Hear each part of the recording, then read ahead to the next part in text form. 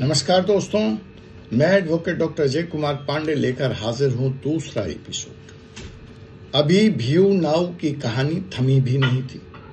अभी दूसरे स्कैम्स के शोर धीमे भी नहीं पड़े थे कि लीजिए आ गया एक और महा स्कैम की कथा।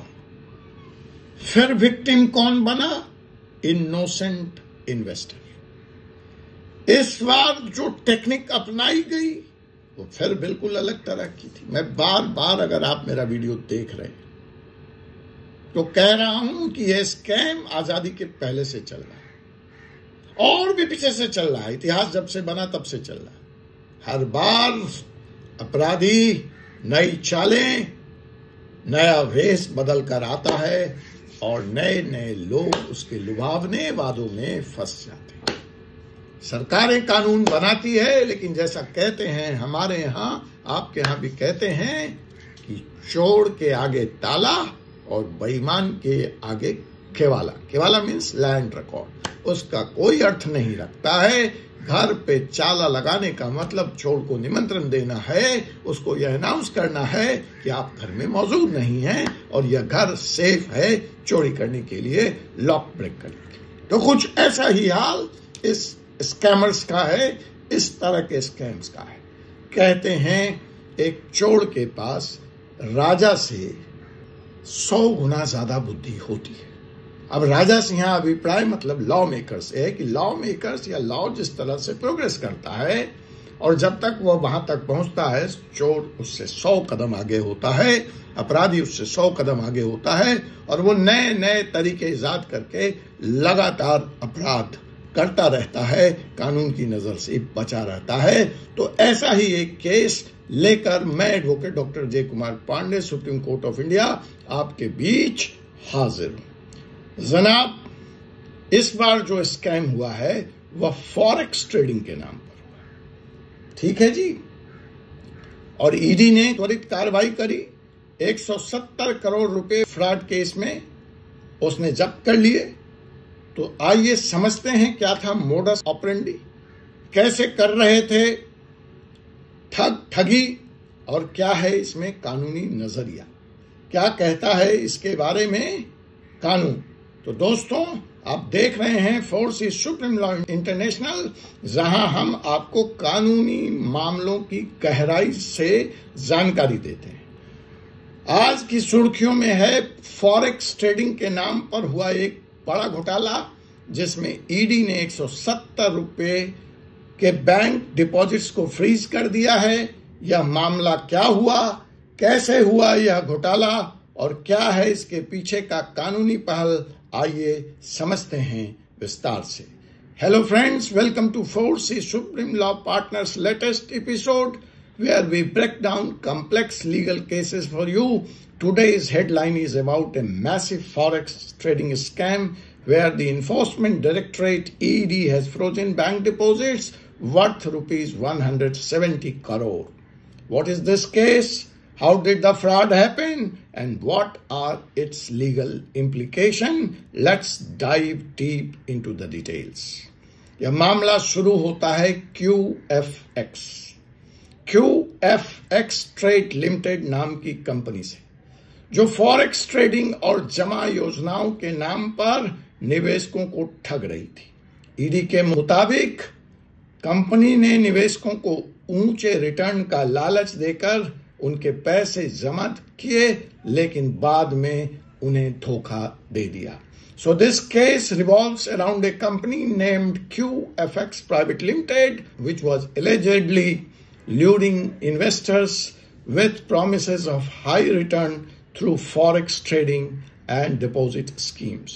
According to the ED, the company collected money from investors but later cheated them. 11 फरवरी 2025 को ईडी ने एक साथ दिल्ली, नोएडा, शामली, रोहतक में छापेमारी की और इस दौरान 30 से ज्यादा बैंक में जमा 170 करोड़ रुपए को फ्रीज किया। साथ ही 90 लाख रुपए की नकदी और कई तरह के डिजिटल डिवाइस भी जब्त कर लिए गए। On 11th February 2025, the ED conducted raids in Delhi, Noida, Samli and Rohtak. During these raids, bank deposits 170 crore in over 30 accounts were frozen. Additionally, rupees 90 lakh in cash and several digital devices were seized.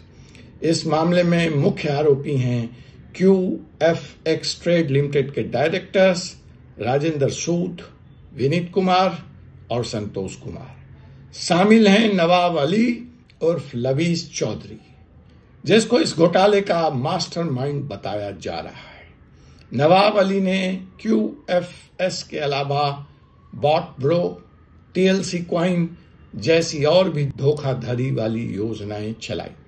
The men accused in this case are QFX Trade Limited, directors Rajendra Sood, Vineet Kumar and Santosh Kumar. Additionally, Nawab Ali alias Lavish Chaudhary is alleged to be the mastermind behind this scam. Nawab Ali is also accused of running other fraudulent schemes like Bot Bro and TLC Coin. यह मामला PMLA 2002 prevention of money laundering act के तहत दर्ज किया गया है। ED ने कहा कंपनी के निवेशकों ने पैसे जुटाने के लिए कई तरह की फर्जी कंपनियों का इस्तेमाल किया। इसके अलावा आईपीसी की धारा 420 ठगी और 120B षड्यंत्र के तहत भी केस दर्ज किया जा रहा है। This case has been registered under the PMLA 2002 Prevention of Money Laundering Act. The ED has stated the company used several shell companies to collect money from investor. Additionally, Section 420 cheating and 120B criminal conspiracy of the IPC is also going to be invoked. इस घोटाले में हमेशा की तरह फिर एक बार सबसे बड़ा नुकसान निवेशकों का हुआ, जिन्हें ऊंचे रिटर्न का लालच देकर ठगा गया। ईडी ने पाया कंपनी ने भारत और दुबई में कार्यक्रम आयोजित करके ग्राहकों को लुभाया। The biggest victim of this scheme as usual are the investors who were lured with the promises of high returns.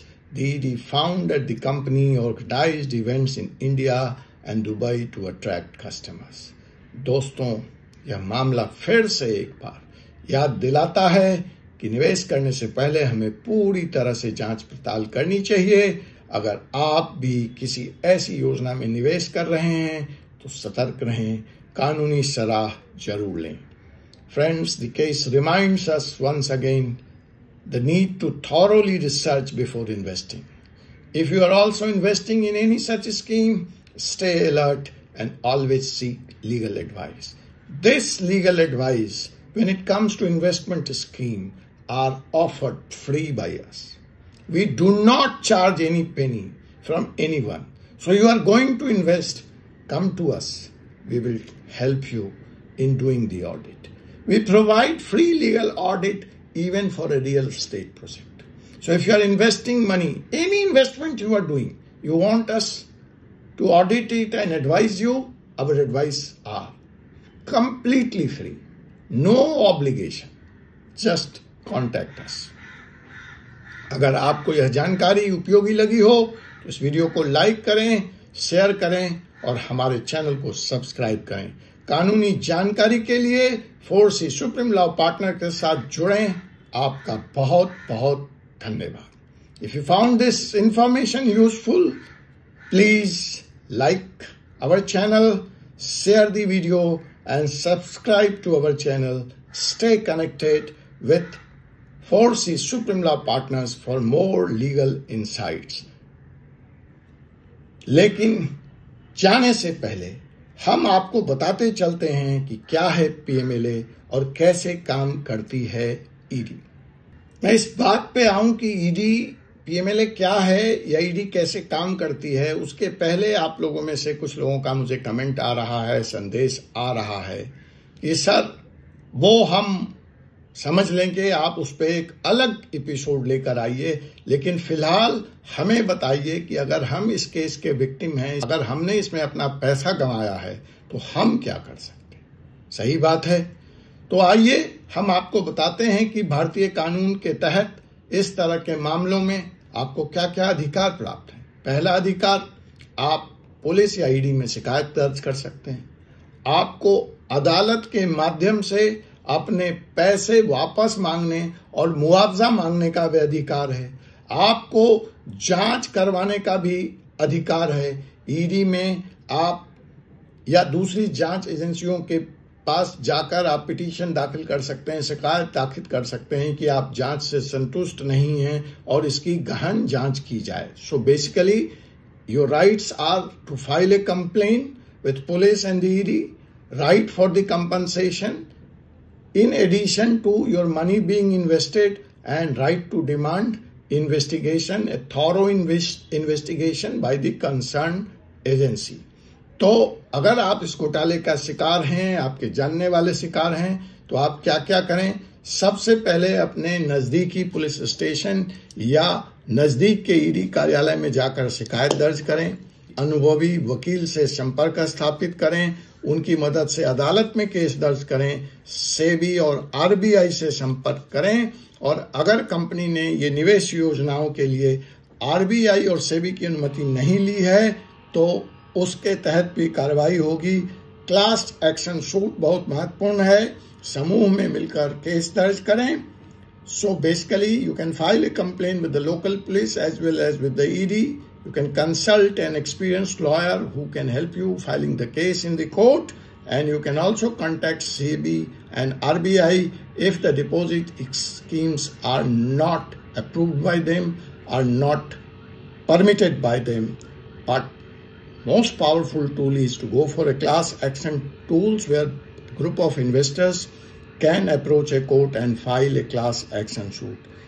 तो दोस्तों, जो मैं बार बार कह रहा था कि निवेश करने से पहले जांच पड़ताल कर लें, और अगर आप ऐसी किसी योजना में निवेश कर रहे हैं तो कानूनी सलाह जरूर लें, सतर्क रहें, सावधान रहें। आपसे पुनः मुलाकात होगी एक ऐसे ही विषय के साथ अगले एपिसोड में। तब तक के लिए मुझे एडवोकेट डॉक्टर अजय कुमार पांडे को अनुमति दीजिए। जय हिंद, जय भारत, जय संविधान।